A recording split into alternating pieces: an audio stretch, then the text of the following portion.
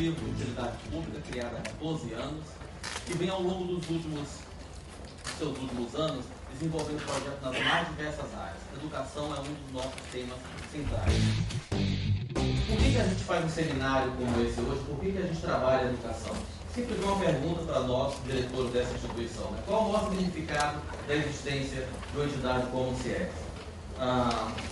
A gente entende que é contribuir para um país melhor, contribuir para a aplicação de políticas públicas melhores, contribuir para que as políticas públicas, os serviços sejam mais justos para todos. Então, isso é o motivo da nossa existência, por isso que a gente trabalha, por isso que a gente está aqui hoje, mais ou menos prestando contas com vocês e trazendo informações e trazendo opiniões diversas sobre a educação, sobre os desafios da educação no estado do Rio de Janeiro.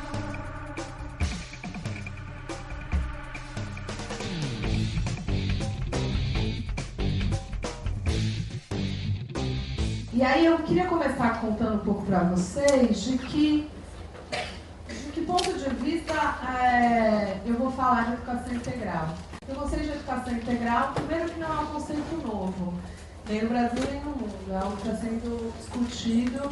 A gente pode encontrar em Aristóteles ali referências a alguma coisa parecida com o que se discute a educação integral. Então não é um conceito inventado nem pelo aprendiz, nem pelo Ministério, nem pelo CENTEC, nem pelos sites, por ninguém. É um conceito que vem sendo discutido na sociedade desde sempre. Então, acho que o primeiro conceito importante para a gente aqui em educação integral é a ideia de que a educação integral não é necessariamente a ampliação do tempo das crianças dentro da escola. A ampliação do tempo das crianças na escola pode ser parte dessa proposta, mas a gente está falando fundamentalmente da ampliação e da diversificação das oportunidades educativas oferecidas às crianças, que podem atender ao seu desenvolvimento integral. Se fosse possível medir o grau de educabilidade de uma cidade, deveria tomar-se como indicadores não só a quantidade e a qualidade das escolas que contém, mas também o resto das instituições e meios que geram formação.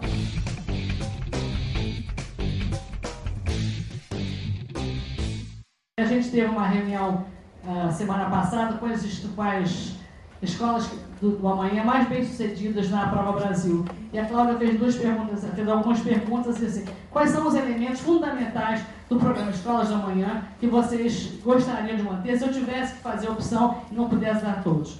Baile educador e mais educação. Nós vimos que os adolescentes não gostavam da escola, achavam a escola totalmente defasada para o interesse dele, a escola não dizia respeito a ele, então não havia questão do pertencimento, a escola não era dele, a escola era de qualquer um, podia ser de qualquer um, mas não era minha. Então nós fizemos inicialmente 10 ginásios experimentais para alunos de 7º ao 9º ano, fizemos uma faixa já de adolescência, uma escola de 40 horas, 8 horas diárias, com professores dedicados 40 horas, com protagonismo juvenil, trabalhando o projeto de vida do aluno, oferecendo oficinas que ele solicitasse. E esses 10 ginásios, em 2011, tiveram um sucesso alucinante, mas assim dispararam. Para vocês terem uma ideia, das 10 melhores escolas do IDEB desse ano, 4 eram desse ginásio. Eles tinham um ano só de funcionamento. E a experiência do 6º ano experimental foi extremamente exitosa. Quando nós chegamos, vimos que a grande reprovação se dava no 6º ano. Então, em 2010, fizemos uma experiência com 53 turmas e o Conselho Municipal de Educação nos autorizou para essa experiência. Professor 2, tipo professor primário com formação, né, nível universitário, ele fica responsável por aquela turma. Esses 53 turmas, se você comparar com o resto da rede, eles dobraram a nota. Com sucesso. Esse ano de 2012, nós estamos com 194 turmas. Quer dizer, a experiência já triplicou.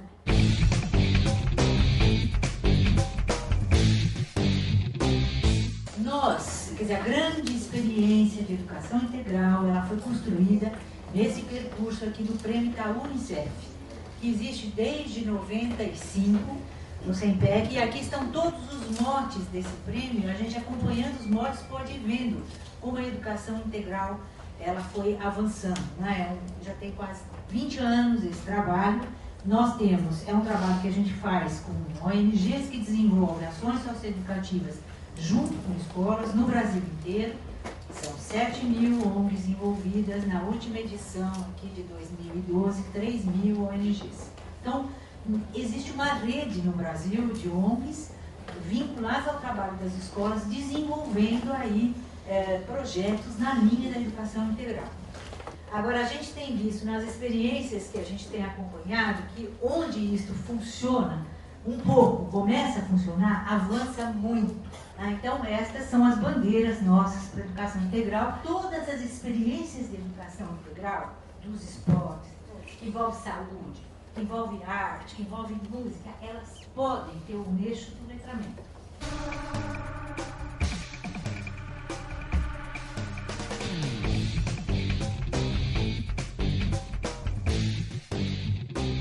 Como professor de física, é para mim bastante inquietante ver que a disciplina física é um bicho-papão do ensino médio.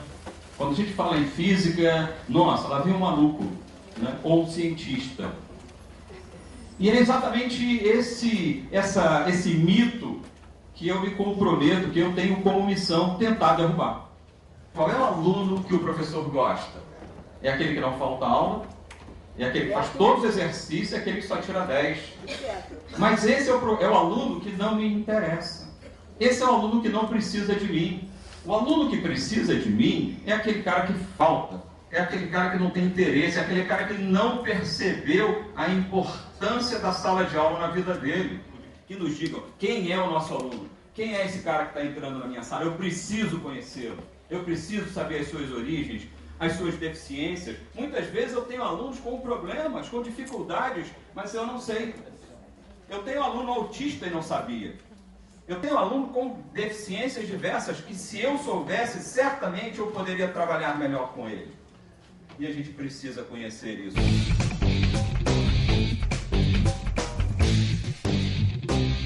O nosso foco da nossa atuação lá no Instituto é o ensino médio, né? São os jovens do ensino médio, pelo histórico que o Brasil vem tendo com relação a esses jovens, de que nem 50% dos jovens que concluem o ensino fundamental acabam ingressando no ensino médio, e dessa metade, nem metade chega a concluir, né? Reduzindo muito as possibilidades de uma vida melhor. O Jovem de Futuro é um conjunto de ações voltadas para a gestão escolar, com foco em resultado, né? Visando contribuir na transformação da realidade das escolas públicas de ensino médio. O MEC, com os resultados também, ficaram encantados com os resultados atingidos pelas escolas e ofereceram uma parceria neste projeto para os estados, através do programa Ensino Médio Inovador. O MEC está financiando o programa, né? E para estes 7 estados nós temos hoje o que a gente chama, que é o Ensino Médio Inovador / Jovem de Futuro. Pelo que a gente vê, estou acompanhando agora durante todo esse ano, a gente está muito feliz com os resultados que a gente tem, os pré-resultados que a gente tem alcançado.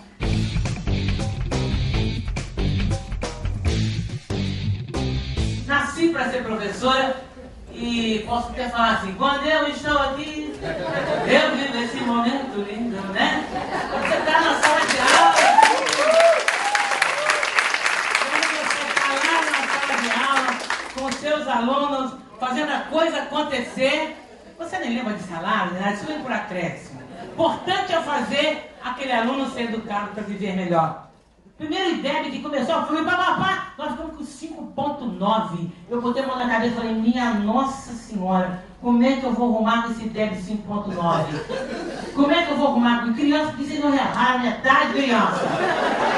Como é que eu vou arrumar com isso agora? Quando veio 2007, nós caímos para 4.3. Aí me deu uma fossa. Eu falei, gente, nós caímos. Por que nós caímos assim? Porque, mas eu não. E 4.3 não dá alta, mas eu não admiti, mas não, você caiu 5.9, você cai para 4.3.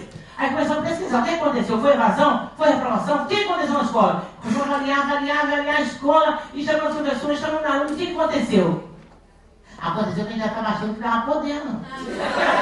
Era isso. Aí com aquele 4.3 nas costas, aquilo ficou doído demais, entendeu? Aí começamos a trabalhar reprovação, vinha reprovação, e vão para casa de família, vão para o grupo de visitadores, alunos somos da escola, vão atrás, vão colocar multimídia, recursos para o professor trabalhar. Quando foi em 2009, nós saímos do 4.3 para 6. Eu falei, meu Deus do céu. Aí aquilo eu fiquei preocupado, meu Deus, como é que eu vou manter? Como é que eu vou manter 6? 6 é muito, gente! Ó, 6 é muito, gente! Aí começamos a trabalhar. Eu falei, não vai cair, vamos pra frente, não vai cair. E a gente, dia de sábado, chamar os professores, reunir os professores, como é que foi sua aula essa semana? O que deu? Deu certo? Não deu? Baixar a matriz, currículo mínimo, trabalhava isso tudo, colocava, ia na casa de pai, na casa de mãe, aí já estava com os pais, todos trabalhando. Quando foi no meu ano, foi pra 7.8. Aí eu falei,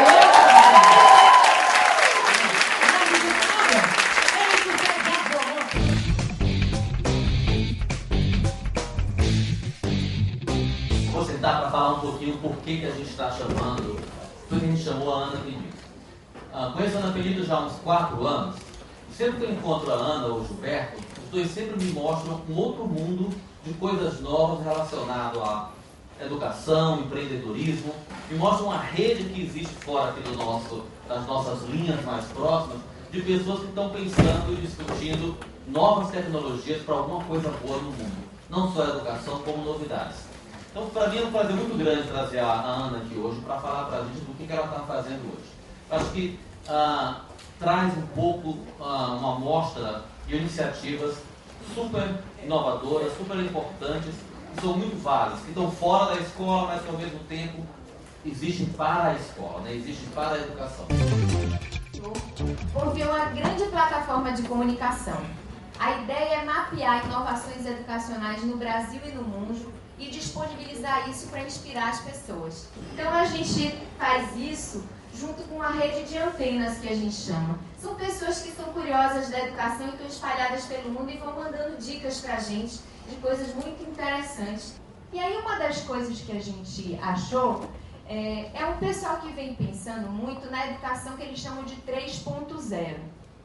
E aí tem esse professor da Universidade de Nova York que ele vai fazendo uma comparação dos meios de produção com a escola e como uma coisa está geralmente associada com a outra, né? As empresas modernas, contemporâneas hoje, né, que têm sistemas de produção completamente diferentes, baseados em criatividade, em trabalho em grupo, em flexibilidade, em construção coletiva.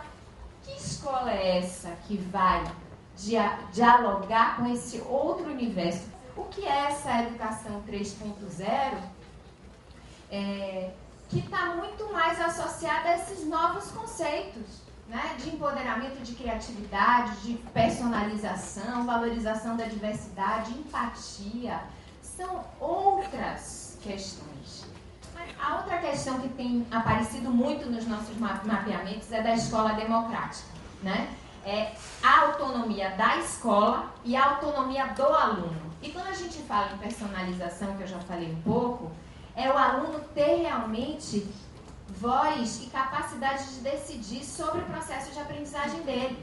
Tem escolas hoje em que o aluno, ele desenvolve o seu plano de estudos. É ele que desenvolve. Ele olha para aquele currículo, ele olha para as possibilidades da escola, mas é ele que faz o trajeto dele. Não é a série que determina, não é a Secretaria de Educação que determina, é o aluno que determina a jornada pedagógica dele.